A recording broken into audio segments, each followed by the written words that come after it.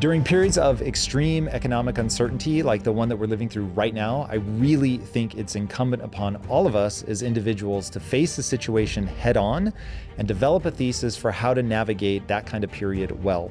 But most people get overwhelmed and they shut down. Do not let that be you. The intelligent path forward is always a combination of information and action. To that end, I bring you Peter Schiff, the man who believes the economy is headed towards a cliff, but has a plan for how we get off the bus before the inevitable crash.